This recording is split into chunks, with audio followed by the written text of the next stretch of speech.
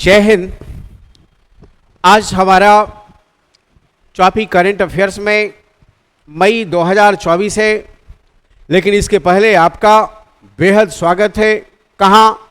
तो जैन रोजगार क्लासेस में। ये आपको ऐसा प्लेटफॉर्म उपलब्ध कराई है जहां पर आप हर एग्जाम के लिए, चाहे जनरल स्टडीज हो, इंग्लिश हो, मैथ्स हो, रीजनिंग हो, इंटरव्यू हो, सारी सुविधा एक प्लेटफॉर्म पर उपलब्ध करा दी गई है। एग्रीकल्चर ऑफिसर का इंटरव्यू चल रहा है, इच्छुक विद्यार्थी संपर्क करेंगे। तो हम चलते हैं मई करंट अफेयर्स 2024। पहला सवाल हमारा है इसमें कि 12 मई 2024 को किस राज्य ने पेंच टाइगर रिजर्व में पहली बार एक तेंदुआ लियोपार्ड कैट देखी गई है? तो ये कहां देखी गई है जी? ये देखी गई है आपको महाराष्ट्र में। कहां? पेंच अभयारण्य में। याद रखेंगे कहां? पेंच अभयारण्य में याद रखेंगे। पेंच अभयारण्य में याद रखेंगे। ऑलरेडी ये मिला है महाराष्ट्र में। विविध प्रजाति के लिए ऑलरेडी यह अभयारण्य फेमस है और यही इसकी पहचान है। इसके अलावा एक यहां तितली की भी नई प्रजाति मिली है, याद रखिएगा। तितली की नई प्रजाति एक मिली है, याद रखेंगे। तो तितली और ये तेंदुआ बिल्ली एक साथ देखा गया है नए प्रजाति के रूप में, और ये पेंच अभयारण्य राष्ट्रीय उद्यान में मिला है। कहां? तो महाराष्ट्र में। महाराष्ट्र का राज्यपाल कौन है, इसे मैसेज कर आप बताएंगे। अगला सवाल, हाल ही में कौन सी भारतीय जिम्नास्ट एशियाई ट्रैम्पोलिन जिम्नास्टिक चैंपियनशिप में पदक जीतने वाली पहली भारतीय बन गई है? तो आइए समझते हैं ये ट्रैम्पोलिन क्या होता है। ये ट्रैम्पोलिन एक ऐसा खेल है जिसमें विशेष कला के माध्यम से, विशेष कला के साथ उछल कूद किया जाता है, याद रखना है, और इसी कला का प्रदर्शन होता है। इसको क्या बोलते हैं हम लोग? Trampoline gymnast. और इसी चैंपियनशिप में रजत पदक जीतने वाली पहली भारतीय महिला बन गई है। पदक जीतने वाली पहली भारतीय महिला बनी, और वो पदक कौन जीती है? रजत पदक। याद रखना है। उसका नाम क्या है? सृष्टि खंडागले। तो पूछेगा सृष्टि खंडागले का संबंध किस खेल से? तो जिम्नास्ट से। याद रखिएगा, बड़ा इंपॉर्टेंट, जिम्नास्टिक्स से सवाल पूछा जाता है तो भूलिएगा मत। और ये पहला पदक है भारतीय का, ये भी ध्यान में रखना है। कहां? एशियाई ट्रैम्पोलिन जिम्नास्ट चैंपियनशिप में। तो पहला यदि पदक किसी खेल में होता है तो ये काफी इंपॉर्टेंट हो जाता है। चलो अगला सवाल, 6 से 9 मई 2024 के बीच भारतीय नौसेना के जहाज दिल्ली, शक्ति और किल्टन, कौन? दिल्ली, शक्ति और किल्टन, ये तीनों जो जहाज है किस देश का दौरा किया? तो ऑलरेडी ये जहाज जो है दौरा किया था कहां? सिंगापुर। याद रखना है कहां किया था? सिंगापुर। यह ध्यान में रखेंगे। कहां? तो सिंगापुर। और इससे दो देशों के बीच में हमारा जो सामरिक क्षमता है उसका आकलन होता है, सहयोग भावना पैदा होता है। ये अभी हाल में इस तरह का जो दौरा हुआ है, इसको लेकर चीन ज्यादा चिंतित है और उसको हम चिंता में डालने वाले भी हैं, याद रखना है। चलिए अगला सवाल, अंतरराष्ट्रीय ऊर्जा विश्लेषण एजेंसी एम्बर के अनुसार वर्ष 2023 में कौन सा देश विश्व का तीसरा सबसे बड़ा सौर ऊर्जा उत्पादक बन गया है? तो पहला कौन है जी? चीन, याद रखेंगे। पहला कौन? चीन। और दूसरा कौन? अमेरिका। और तीसरा कौन? भारत, याद रखिएगा, बड़ा इंपॉर्टेंट। कितना? तो 70 गीगावाट। और हमारा टारगेट 100 का है, याद रखना है। हम स्वच्छ ईंधन की बात कर रहे हैं, स्वच्छ ऊर्जा की बात कर रहे हैं, ग्रीन एनर्जी की बात कर रहे हैं, हम जीवाश्म ईंधन को समाप्ति की बात कर रहे हैं, कम करने की बात कर रहे हैं। हमारा लक्ष्य 2070 तक नेट जीरो कार्बन उत्सर्जन प्राप्त करने का है। हमारा मकसद पृथ्वी को बचाने का है, इस प्लैनेट को बचाने का है। इसलिए हम ग्रीन एनर्जी की ओर आगे बढ़ेंगे, स्वच्छ ऊर्जा की ओर आगे बढ़ेंगे। और इसमें हमारा प्रदर्शन बहुत बढ़िया है और इसी के लिए हमने आईएसए का गठन किया है। आईएसए मतलब क्या होता है? कर्क रेखा मकर रेखा के बीच में 121 देश ऐसा है जहां पर सूर्य की रोशनी वर्टिकल पोजीशन में पड़ती है। और इसके लिए हमने एक आईएसए का निर्माण किया, इंटरनेशनल सोलर अलायंस, 2018 में, जिसका हेड क्वार्टर गुड़गांव है, याद रखिएगा। यूएन का मात्र एक एजेंसी आईएसए है जिसका हेड क्वार्टर भारत में है, याद रखेंगे, बड़ा इंपॉर्टेंट, ध्यान में रखना है। इस आधार पर विश्व का तीसरा सबसे बड़ा सौर ऊर्जा उत्पादक देश कौन बन गया? भारत बन गया। पहला कौन? चीन। दूसरा कौन? अमेरिका। तीसरा कौन? भारत। यह बहुत बड़ी बात है। कार्बन उत्सर्जन को कम से कम करने में हमें सहयोग और सफलता मिलेगा, याद रखना है। अगला सवाल, 3 मई 2024 को चीन ने किस मिशन को चंद्रमा के सुदूर हिस्से से नमूने एकत्र करने और पृथ्वी पर लाने के लिए लॉन्च किया है? याद रखना है कि अभी चाइना के द्वारा एक मिशन लॉन्च किया गया जिसका नाम चांगई 6 है, याद रखना है। क्या? चांगई 6, याद रखना है, बड़ा इंपॉर्टेंट। और इस मिशन के माध्यम से वो चांद पे गया और यहां से पत्थर और मिट्टी का नमूना लाया। अब इसका जांच पड़ताल करेगा, इसके नेचर सिग्नेचर को जांचेगा, परखेगा, कौन सा रसायन है, कौन सा मिनरल्स है, क्या जीवन की क्या संभावना है। तो चांद से संबंधित अनुसंधान को लेकर हर देश उत्सुक है। भारत ने भी अभी चंद्रयान 3 के मिशन के माध्यम से चांद के दक्षिणी ध्रुव के निकट पहुंच गया और उसका नाम रखा गया शिव शक्ति, याद रखेंगे, केंद्र। तो हम चांद पे चले गए। हमारा जो ऑर्बिटर है, हमारा जो लैंडर है, हमारा जो रोवर था, 14 दिन अपना समय बिताया और हमें काफी इंपॉर्टेंट डेटा भेजा है।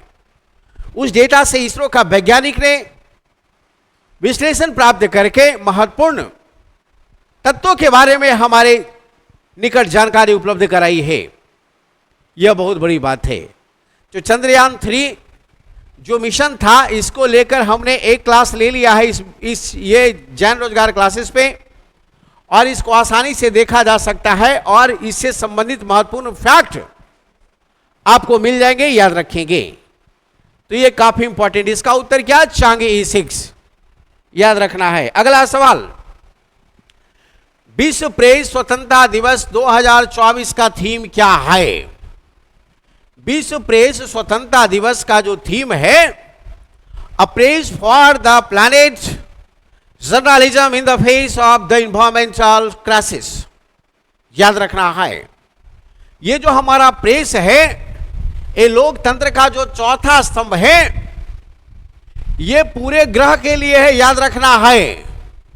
इसको कोई डरा धमका नहीं सकता है। यह लोगों को जागरूक करने के लिए स्वतंत्र है, सूचना उपलब्ध कराने के लिए स्वतंत्र है, लेकिन दुर्भाग्य की बात है कि प्रेस सूचकांक में हम काफी पीछे हैं। तो ध्यान में रखना है, इसकी स्वतंत्रता को लेकर समय समय पर चर्चा किया जाता है। स्वतंत्रता दिवस की बात करते हैं तो हम ऑलरेडी प्रेस स्वतंत्रता दिवस जो मनाते हैं 3 मई को मनाते हैं, याद रखेंगे। और ये जो हमारा थीम जो है अ प्रेस फॉर प्लैनेट है, याद रखिएगा, ये काफी इंपॉर्टेंट है, ये ध्यान में रखेंगे। अगला सवाल जो हमारा है वो हाल ही में रिपोर्टर्स विदाउट बॉर्डर, ये रिपोर्टर्स विदाउट बॉर्डर क्या है? तो एक एनजीओ है, याद रखेंगे। ये क्या है जी? नॉन गवर्नमेंट ऑर्गेनाइजेशन है, और इसने अभी प्रेस स्वतंत्रता सूचकांक जो जारी किया है उसमें भारत का स्थान 180 देशों में काफी दुखद है। 159 है, याद रखना है। कितना? 159। कितना? 180 देशों में। इसका मतलब हमारा प्रेस स्वतंत्र नहीं है। मीडिया जो दिखाना चाहती है वो नहीं दिखा सकती, उस पे बहुत सारे प्रतिबंध है। और ये क्यों है? मुझे लगता है ये डेमोक्रेसी के खिलाफ है। इसकी स्वतंत्रता ही लोकतंत्र की पहचान है और इस पर विचार करने की आवश्यकता है। इसलिए इसका उत्तर क्या हो जाएगा? 159, याद रखेंगे। 159 याद रखना है, ये काफी इंपॉर्टेंट है।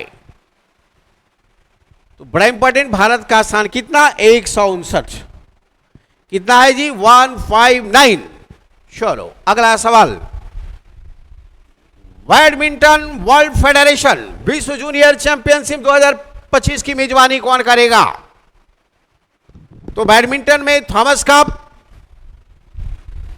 होता है, याद रखना है। उबेर कप भी होता है, याद रखेंगे। तो ये सारे कप और पूरी तरह खेल का जो आयोजन 2025 में होगा वो भारत में होगा। भारत में कहां? तो गुवाहाटी, याद रखेंगे। कहां? गुवाहाटी, ध्यान में रखना है। ठीक है, गुवाहाटी असम, याद रखना है। इसका उत्तर क्या हो जाएगा? गुवाहाटी, ध्यान में रखिएगा। 2026 का कहां होगा? इसको मैसेज करके आप बताइए। 2026 VWF कहां होगा? इसको मैसेज कर कर बताना है। चलो अगला सवाल। कौन सा शहर दुनिया का सबसे बड़ा हवाई अड्डा अल मखदूम अंतरराष्ट्रीय हवाई अड्डा का निर्माण कर रहा है? तो ये तो वही करेगा जिसके पास बढ़िया हाई थिंकिंग होगा, हाई लेवल अमाउंट होगा और उसके पास जगह भी अच्छी होगी। और इसमें नंबर 1 अभी चल रहा है दुबई, याद रखेंगे। अल मखदूम अंतरराष्ट्रीय हवाई अड्डा का निर्माण कहां किया जा रहा है? दुनिया का सबसे बड़ा हवाई अड्डा, तो ये ऑलरेडी दुबई में किया जा रहा है, याद रखना है। कहां जी? दुबई, ये ध्यान में रखेंगे। कहां? दुबई, इसे ध्यान में रखना है। दुनिया का सबसे बड़ा हवाई अड्डा अल मखदूम अंतरराष्ट्रीय हवाई अड्डा का निर्माण कहां? दुबई, ध्यान में रखेंगे। अगला सवाल। हाल ही में यूएन द्वारा, किसके द्वारा? यूएन के द्वारा। यूएन क्या है जान लेंगे। के द्वारा किस दिन को विश्व फुटबॉल दिवस घोषित किया गया है? फुटबॉल के बारे में भी हम जानेंगे। ये विश्व का लोकप्रिय खेल है, याद रखना है। और इसका आयोजन कौन करवाती है? फीफा करवाती है, याद रखेंगे। और अभी ये फुटबॉल आयोजन जो है ऑलरेडी 25 मई 1924 को शुरू हुआ था और ये 25 मई 2024 को ये खेल आयोजन का 100 साल पूरा हो गया है। इसी के अवसर पर 25 मई को फुटबॉल दिवस मनाने का निर्णय लिया गया है, ध्यान में रखना है। इसका कौन? फीफा। फीफा का मतलब फेडरेशन इंटरनेशनल जी फुटबॉल एसोसिएशन, याद रखेंगे, है ना। बड़ा इंपॉर्टेंट। और इसकी स्थापना 1904 में हुआ था, याद रखना है। सदस्यों की संख्या 211 है, याद रखेंगे, ये बड़ा इंपॉर्टेंट है। चलिए, तो यूएन के बारे में जान लीजिए। यूएन का स्थापना कब हुआ जी? 1945 में। हेड क्वार्टर कहाँ है जी? तो न्यूयॉर्क में। इसका अध्यक्ष कौन है? इसका महासचिव कौन है? Antonio Guterres. एंटोनियो गुटेरस, याद रखेंगे, बड़ा इंपॉर्टेंट। और यूएन में कितने अंग हैं जी? 6 अंग हैं, याद रखना है। पूछेगा यूएनएससी में सदस्यों की संख्या कितना है जी? तो 15 है। जबकि यूएन में सदस्यों की संख्या कितना है जी? तो 193 है, याद रखेंगे। तो यूएन से सवाल, फीफा से सवाल होगा, एकदम कड़कड़ा देना है। फीफा का हेड कौन? जी इन्फेंटिनो, याद रखेंगे, बड़ा इंपॉर्टेंट।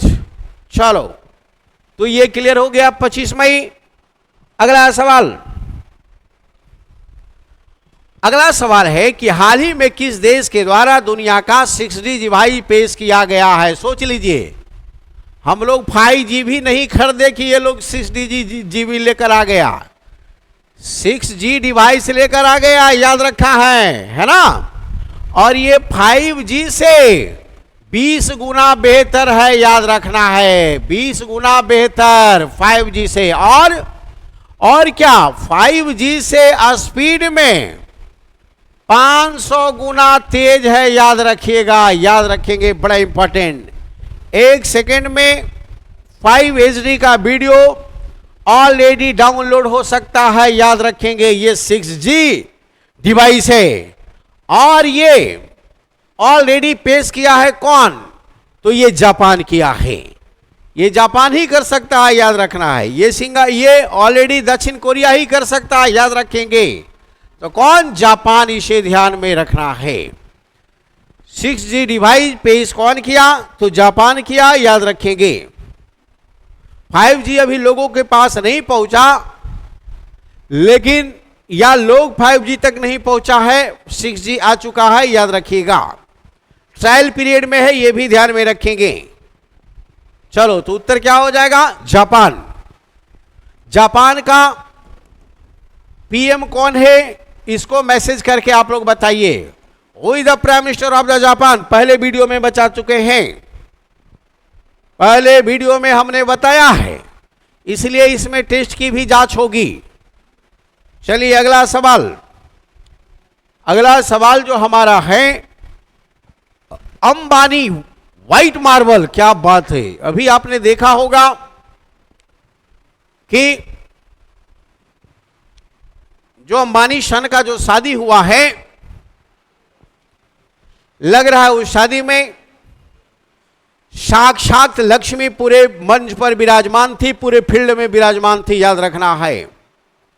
यहां तक कि झाड़ू भी मार रहा था लोग, तो सोना चांदी उसको मिल रहा था। तो ये जो शादियां हैं, ये कई एक में एक शादी इस तरह की होती है। अंबानी व्हाइट मार्बल, जिसे हाल ही में जीआई टैग से सम्मानित किया गया है ना, लेकिन ये अंबानी नहीं है, याद रखना है। ये लगता है ये अंबाजी व्हाइट मार्बल है, याद रखेंगे, अंबाजी व्हाइट मार्बल, याद रखना है। और ये मार्बल जो है जीआई टैग इसको मिला है, और ये कहां का है? गुजरात का है, याद रखेंगे। कहां का? गुजरात का, इसे ध्यान में रखना है। तो पूछेगा मुस्क भुदनी चावल किस राज्य का है? तो जम्मू कश्मीर हो जाएगा, क्योंकि उसको भी जीआई टैग मिला है। पूछेगा अंबाजी व्हाइट मार्बल्स जिसे जीआई टैग मिला है किस राज्य का है? तो गुजरात का है, याद रखना है। ये काफी इंपॉर्टेंट है, क्या? गुजरात। चलो, अगला सवाल। हाल ही में किस देश ने गाइडेड मंच लॉन्च रॉकेट सिस्टम फतेह-2? फतेह-2 जो है ऑलरेडी ये रॉकेट सिस्टम है, और ये किसका है? ये याद रखना है, अभी हाल में पाकिस्तान ने किया है। कितना? पाकिस्तान ने किया है। इसका रेंज क्या है? 400 किलोमीटर, याद रखेंगे। पाकिस्तान का राष्ट्रपति कौन? तो आसिफ अली जरदारी, आसिफ अली जरदारी याद रखना है ना। और पीएम कौन पाकिस्तान का? तो मिस्टर शहबाज शरीफ, शहबाज शरीफ याद रखेंगे। Shahbaz Sharif is the prime minister of the Pakistan and Asif Ali Zardari is the president of the Pakistan. ध्यान में रखना है, हमारा पड़ोसी देश है। 3323 किलोमीटर हमारी सीमा लगती है पाकिस्तान से, याद रखेंगे। कितना? 3323 किलोमीटर हमारा अंतर्राष्ट्रीय सीमा है पाकिस्तान के साथ। चलो अगला सवाल, ग्रीन बायो हाइड्रोजन क्या है? ये यूपीएससी का क्वेश्चन है, याद रखिएगा, अभी जस्ट पूछा हुआ है। ग्रीन बायो हाइड्रोजन क्या है? और ये चर्चा में भी काफी रहा है, याद रखेंगे। चलो, तो जीवाश्म ईंधन से उत्पादित हाइड्रोजन। दूसरा, कार्बनिक पदार्थों का उपयोग करके जैविक प्रक्रियाओं के माध्यम से उत्पन्न हाइड्रोजन। तीसरा, सौर ऊर्जा का उपयोग करके पानी से निकाला गया हाइड्रोजन। और चौथा, पवन ऊर्जा के माध्यम से उत्पन्न हाइड्रोजन। ये चर्चा में रहा है और इसका उत्तर ऑलरेडी आप लोग मैसेज करके दीजिए, ये काफी लोकप्रिय क्वेश्चन है। अगला सवाल, हाल ही में बंगाल की खाड़ी में आए चक्रवाती तूफान रेमल का नाम किस देश ने दिया है? तो ओमान ने दिया है। किस देश ने दिया है जी? ओमान ने दिया, याद रखेंगे। ओमान के साथ हम सैन्य अभ्यास करते हैं। कौन? भारत और ओमान मिलकर सैन्य अभ्यास करता है, उसका क्या नाम है? तो अल नजाह, अल नजाह याद रखेंगे। और नसीम अल बहर, नसीम अल बहर याद रखिएगा। अल नजाह, नसीम अल बहर, दो ये सैन्य अभ्यास है, ये भारत ओमान के बीच में होता है। और अभी हाल ही में बंगाल की खाड़ी में ऑलरेडी चक्रवात आया रेमल, 100 से 120 किलोमीटर इसकी स्पीड थी। और इसका नामकरण किसने किया? ओमान ने किया है, याद रखना है। अगला सवाल, इंटरनेशनल लेबर ऑर्गेनाइजेशन रिपोर्ट के अनुसार 2024-25 में वैश्विक बेरोजगारी दर कितने रहने का अनुमान है? वर्ल्ड अनएम्प्लॉयमेंट रेट अभी आईएलओ ने जारी किया, याद रखना है। इंटरनेशनल लेबर ऑर्गेनाइजेशन जिसकी स्थापना 1919 में हुआ, याद रखना है। और इसने जारी किया है कि बेरोजगारी दर जो हमारा होगा 4.9%, याद रखना है। और इस रेट को देखकर सरकार को प्लान बनाने की आवश्यकता है कि बेरोजगारी दर कम करने के लिए हम क्या कर सकते हैं। अगला सवाल, हर्मिस 900 क्या है? तो ये मानव रहित हवाई प्रणाली है, याद रखना है। मानव रहित हवाई प्रणाली है, याद रखना है, बड़ा इंपॉर्टेंट, ठीक है। हर्मिस 900। चलो अगला सवाल, IQ